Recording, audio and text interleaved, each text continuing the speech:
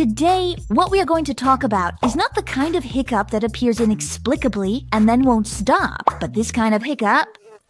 Well, hiccups and farting are both the digestive system releasing gas. The gas released by hiccups is often air that you unconsciously swallow into your stomach. For example, eating too quickly. So great, I'm going to start eating.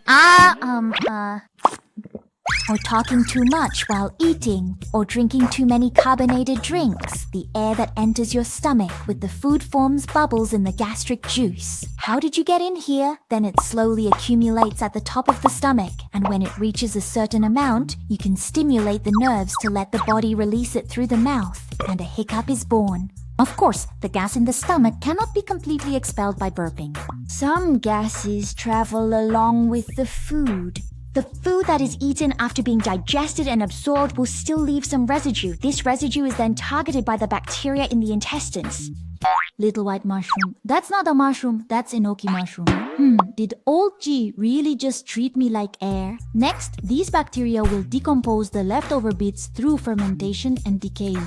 During this process, various gases are produced, and when these gases mix with the swallowed air, a fart is created. Hey, under normal circumstances, a person's intestines produce a lot of gas every day. When the amount is less, it's around a few hundred milliliters. When it's more, it can't even fit in a large soda bottle.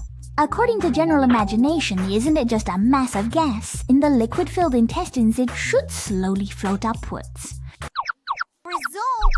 Excuse me, please make way. Then it turns into a burp.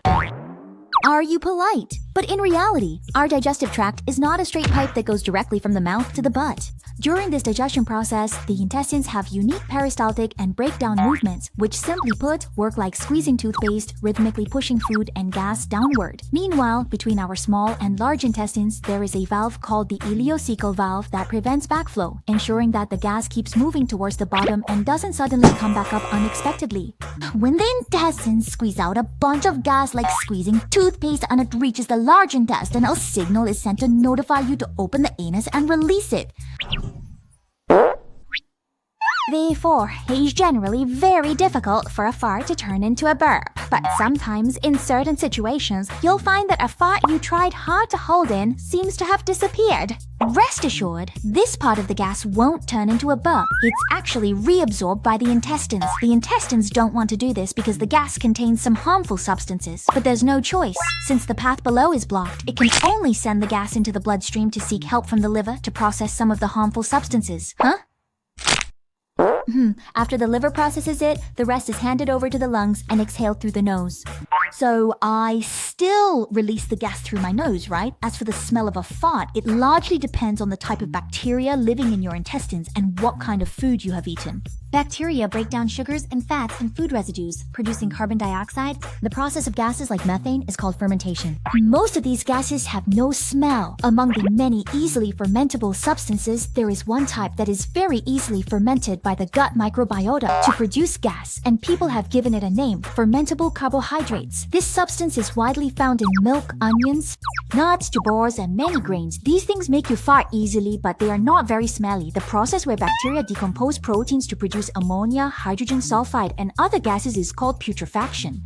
The substances that easily decay basically refer to proteins, so when you eat a lot of protein-rich foods, the gas will smell very bad. For many beans, while they are rich in plant protein, they are also rich in something called fermentable carbohydrates, so eating them will make your farts both more frequent and smellier.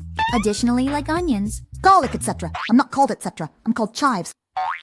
These ingredients, which inherently have a special smell, can sometimes add an indescribable odor to farts. I am Hua Xiao Lao, and my dream is to become a knowledgeable overseas Chinese.